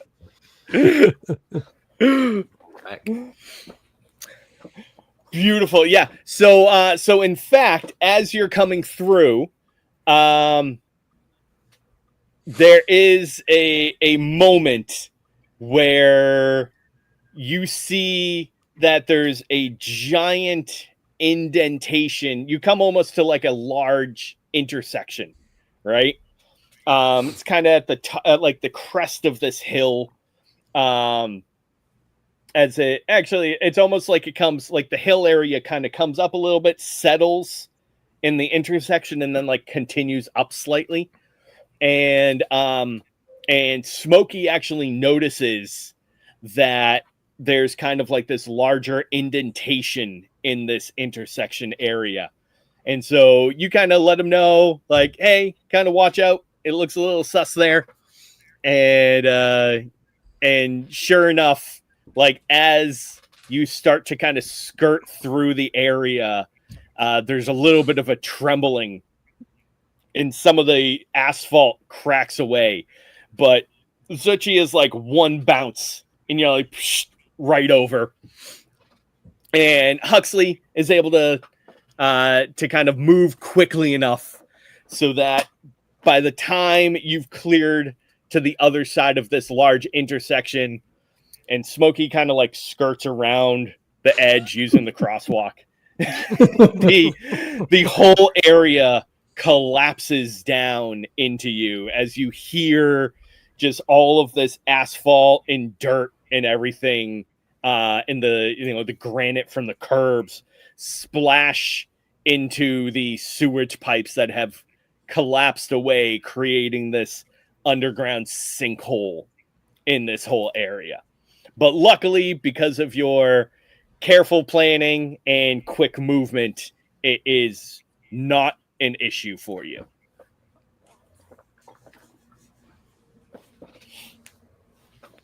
And we don't even see the alligator that lives in the sewers. No, you already saw that, remember, on your way here.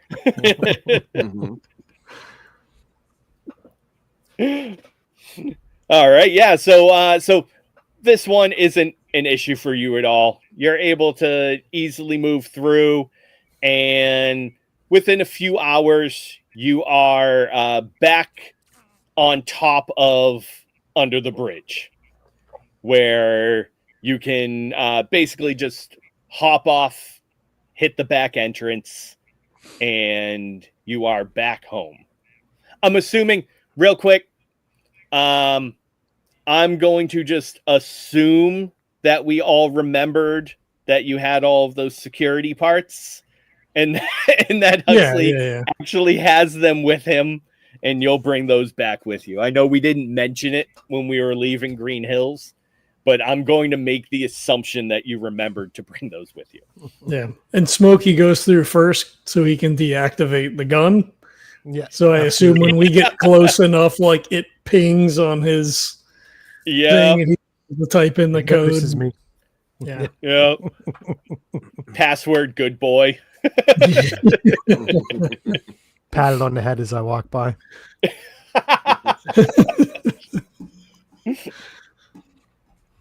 And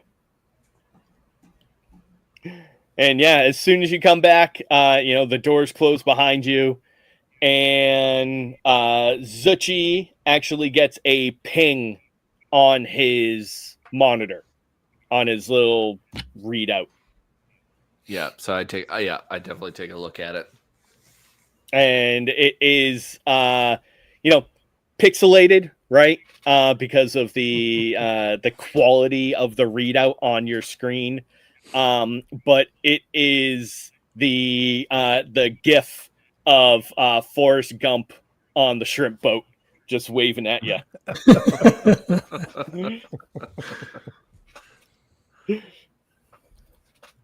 Yeah, so he reads the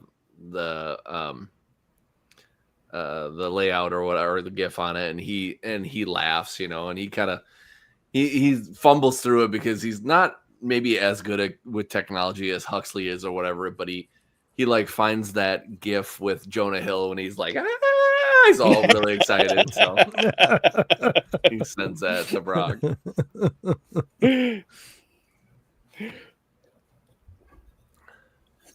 Yep. So yeah, he'd head straight to his room and just make sure everything's okay. And I think as he's walking, he says, "Hey Hux, do you want to just take a look at the diagnostics and just make sure that nothing got tampered with or anything like that?"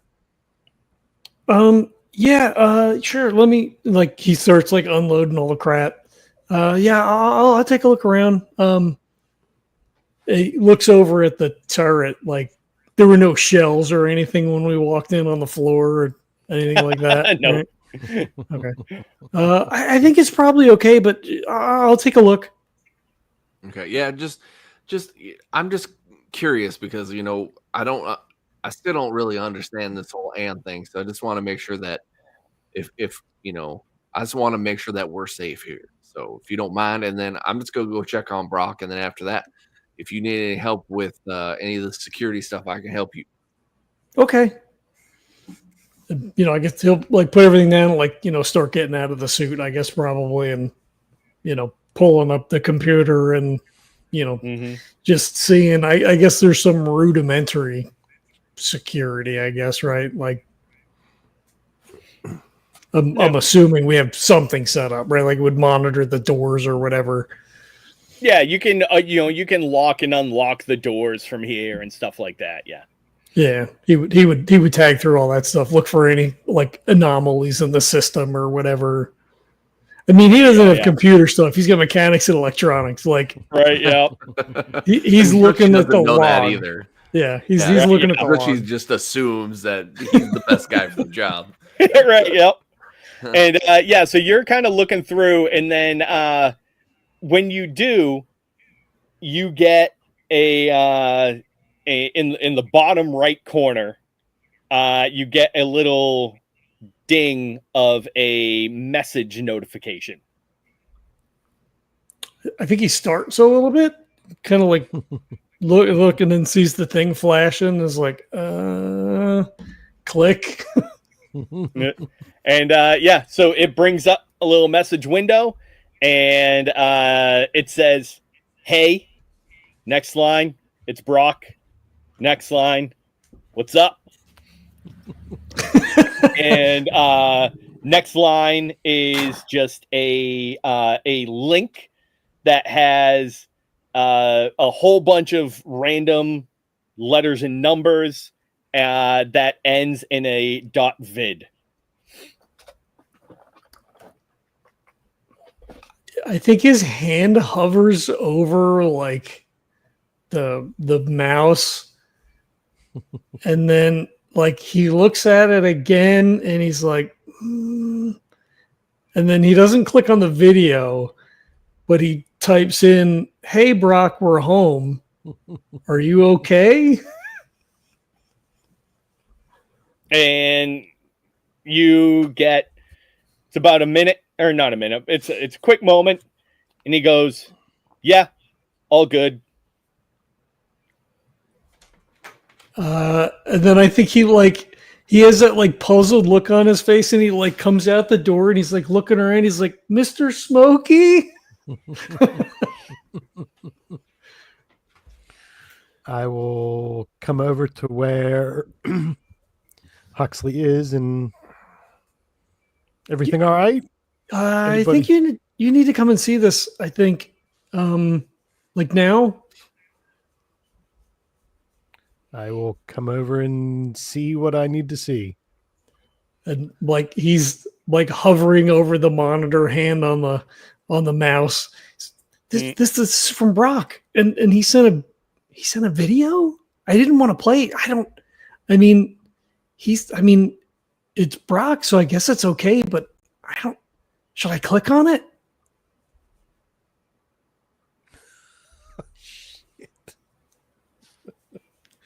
Yeah, go ahead and click on it. Okay. Let's see. So after another like 20 seconds, he clicks on it. All right. So yeah, you click on it and it pops up a little mini window of the video, and you watch. So what pops up immediately is like it's like a Google Street Maps video, right? Mhm. So it literally looks like just like a basic layout. Why don't you put in your cartography to use? See if you can figure out what area this is a video of. All right. Then my cartography at +2. I'm going to use think, I'm assuming. Makes sense. That is a 7. Beautiful. Yes. So you actually know that this is basically a location video of a part of Sabatha, right? The part of the gap that you're in. You can see where under the bridge is. You can see the roadways to the north and south and a little bit to the west. That huge kind of commercial district, right? So you can see all that area. And like I said, with your edge, you're actually able to pick out where under the bridge is, where the mega mall is, all that kind of stuff. So you can pick out some general landmarks. So the two of you are watching this for probably about 8 or so seconds. And it looks at first, for you clicked on a video, right? But there's no video playing. It's just a static image. And you let it play for about 8 or so seconds, and you're ready to almost click it off until you suddenly get a blip of about 2 to 3 seconds. And all of a sudden you see about 2 to 3 dozen blue dots just go bleep, bleep, bleep, bleep, bleep, bleep, bleep, bleep, bleep, bleep, bleep, bleep, bleep, bleep, all over around the mega mall area, up to the north, a little bit to the south, along with about 5 or 7 red dots pop up as well, interspersed in there. And they all blip on and then immediately blip off.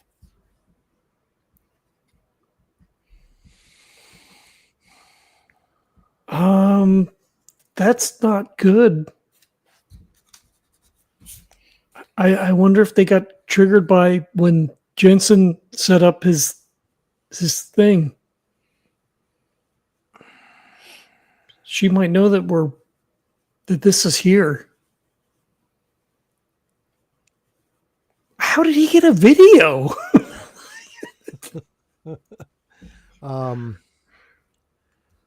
guessing that whether we wanted to go to Ingram or not, we definitely have to go to Ingram.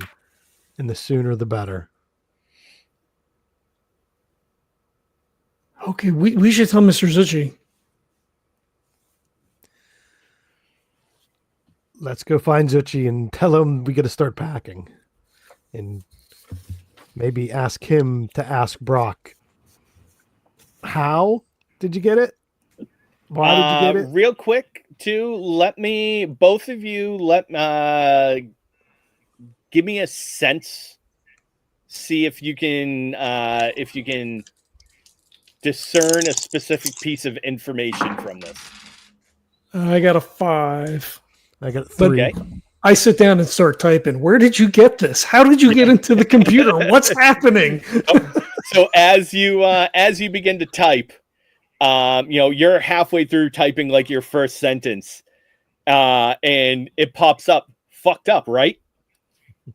He just like turns and looks at Smokey. Brock, how did you do this? Like he's typing into the. And the so when the doors open, I get a quick moment where I can connect to the network. Oh, he might have drew them here, and I don't think he's like, don't do that. Maybe he can't help it. It's just like question mark, question mark, question mark. No, I think he types in, they might be able to sense you. You may have drawn them here.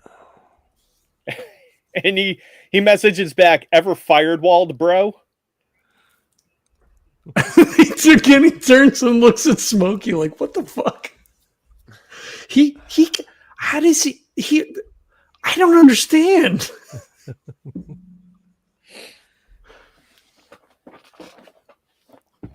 Cut to. Yeah. We appreciate the heads up, but we're also trying to protect you. So whatever you're doing, is it protecting you, or is it just using you because we opened the door? Are you making any efforts at this? Are you making any efforts to protect yourself, or are you just along for the ride? And he says, I don't know what happened before, but I'm aware of what's going on now.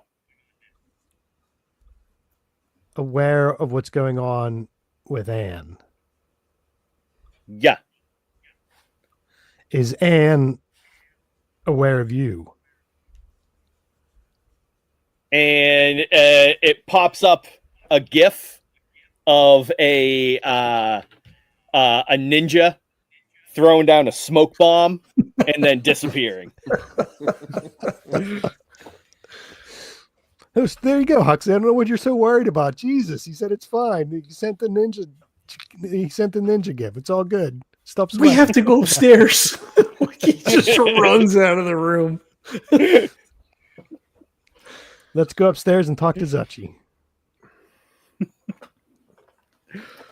And there's a part of Smokey that is kind of enjoying Brock's attitude. You know, he's like, okay, this is all kind of fucked, and we're probably fucked, but I got a hand for the kid. He's having some fun with it. So what else are you gonna do? So we got to go find Zuchy, right? And talk to Zuchy. I'm gone. I'm you hear my feet pounding up the fucking steps. Right. Huxley books it out. Smokey just kind of leans over and goes, LOL. And pulls out a cigarette and lights it up, and moseys on behind where Huxley's going. There you go. All right, and we'll save this conversation for next time. Aw. I thought you were going to cut to Zuchy with walking in on Brock having a conversation. He's in a smoking jacket. He's in a wingback chair. He's got a pipe. Where have you guys been so long? Why, hello, brother. What's taking you? Shit. All right. Well, cool. Yeah, it was unexpected. All right. So that's it for the game. So, Kurt, you've got the MFG cast. What's going on over there? Oh, same shit, different day. No, we're doing some fun things over at the old MFG cast. We're still doing our Core Noir campaigns and our campaign and our D&D campaign. Those are running really smooth. I just released the next episode for the D&D campaign, and that was really fun to release. So check that out. We're also doing lots of board game looks at different things. This last the episode before the one I just released, we just talked about a game called Corvids, which is a game about making up you're basically birds making up nests, and you're trying to steal the coolest shit to make cool nests and stuff like that. Real fun kind of set collection slash dexterity game. So yeah, check that out, and we'll have a couple of fun episodes coming out in the future here. I think I've got what's the game I got? Will be next one we'll be talking about for the podcast. We're going to be talking about Star Wars Bounty Hunters, which is a drafting game, which is surprisingly more fun than I thought it would be. It's one of those I was like, "Ooh, Star Wars! I'll get that," and it's it's a lot of fun. Is it card drafting, dice drafting? It's card drafting. Yeah, so basically you are trying to capture bounties. You're basically bounty hunters, but then you can get help from other bounty hunters, and then you also get contracts as well. So you're getting contracts to getting people from the Star Wars universe, and it actually goes from different areas, from like Andor, and from like the Andor TV show, from like the Han movie or whatever, the Solo movie and stuff like that. It's got a bunch of different characters. So you're trying to catch them. You get certain contracts where you can get more victory points if you're capturing more different people. If you hire other bounty hunters to help you out, you get negative points because they're helping you do the thing that you should be knowing how to do. Real fun. Yeah. A nice little breezy, fun, quick game. Nice. Yeah. Cool. Ratings and reviews on whatever your podcatcher of choice is dubiously helpful. We have our Patreon up if you want to throw a little bit of rep our way. Smash that like button, hit the subscribe, all the things. Oh, we have t-shirts for sale. So if you want to show your displeasure at our current situation, it doesn't do much more than that, but any proceeds from the t-shirts is being donated to various LGBTQ TIA causes, because fuck the fascists. It's a little thing, but we can't all go out and protest and beat up cops and do whatever. So I have my t-shirt queued up for tomorrow. I have to go out and do things, so I have I'm gonna wear my t-shirt tomorrow. So check that out. I didn't wear mine because I thought you'd wear yours today, so I was gonna wear mine tomorrow. No, I have Which for sucks. tomorrow. I actually had mine sitting around, and now I can't fucking find it. It's football season, so on Sundays it's only an Eagle shirt. So all right, I'll have to remember that. I may have a stroke before the season's over, but that's a different conversation. Fuck Alien Earth, and thanks for watching. We'll catch you guys next time. Peace.